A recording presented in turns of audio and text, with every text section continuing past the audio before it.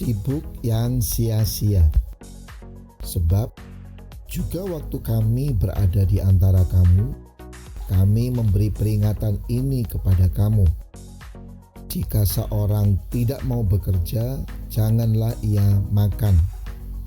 Kami katakan ini karena kami dengar bahwa ada orang yang tidak tertib hidupnya dan tidak bekerja, melainkan sibuk dengan hal-hal yang tidak berguna. 2 Tesalonika 3 ayat 10 sampai dengan 11.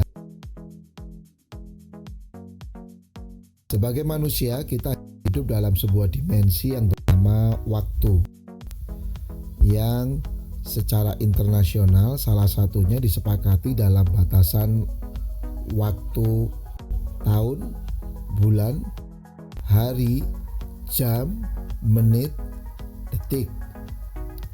Sebelum ditemukannya alat penentu waktu seperti jam, maka manusia menggunakan media-media alam untuk menjadi alat penanda waktu seperti matahari, bulan, siang, malam. Dalam dimensi waktu tersebut yang terus bergerak, seluruh kehidupan bertumbuh, bergerak dan berkarya hingga suatu batasan waktu tertentu kehidupan itu harus mengakhiri hidup dan karyanya. Itulah yang disebut dengan kematian.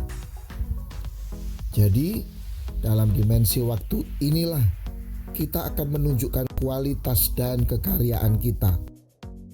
Kamus Besar Bahasa Indonesia mendefinisikan berapa banyaknya kegiatan yang kita lakukan dalam suatu periode waktu dengan istilah sibuk. Begitu pentingnya arti waktu sehingga dalam pandangan umum kita mengenal sebuah ungkapan sangat terkenal yang berkata time is money atau waktu adalah uang, yang secara sederhana bermakna bahwa jika kita gunakan waktu dengan baik, kita dapat menemukan peluang meraih kesuksesan. Tentunya pertanyaan pentingnya adalah bukan pada waktunya, melainkan hal-hal apa yang kita lakukan dalam waktu tersebut. Ada yang mengisinya dengan hal-hal yang bernilai tinggi, ada yang mengisinya dengan hal-hal yang bernilai rendah. Dalam masa pandemik ini, ketika banyak pelajar, karyawan harus beraktivitas dari rumah, kerap kemudian merubah kebiasaan hidup.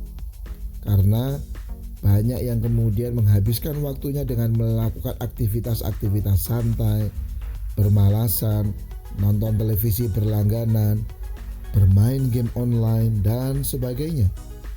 Bahkan banyak orang bisa melakukan hal-hal yang bersifat rekreatif yang berada dalam lingkup banyak orang, tapi menjadi malas bahkan untuk mengikuti ibadah, baik secara onsite di lokasi rumah ibadah ataupun secara online melalui tayangan streaming.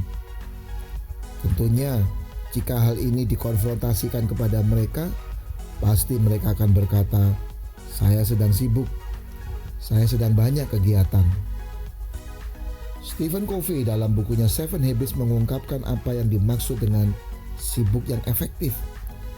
Bukan sekedar banyak kegiatan, melainkan apakah kegiatan-kegiatan tersebut terkait dengan tujuan hidup atau visi kita, dan juga dengan makna atau prinsip nilai yang mulia. Firman Tuhan yang kita baca hari ini mengingatkan kita bahwa Allah ingin kita menggunakan waktu-waktu dengan bijaksana. Karena jika tidak, kita akan terjebak dalam situasi sibuk, namun tidak berguna atau bernilai. Anda mengerti? Waktu adalah kehidupan. Jika kita membuangnya, itu berarti kita sedang membuang kesempatan dalam hidup kita.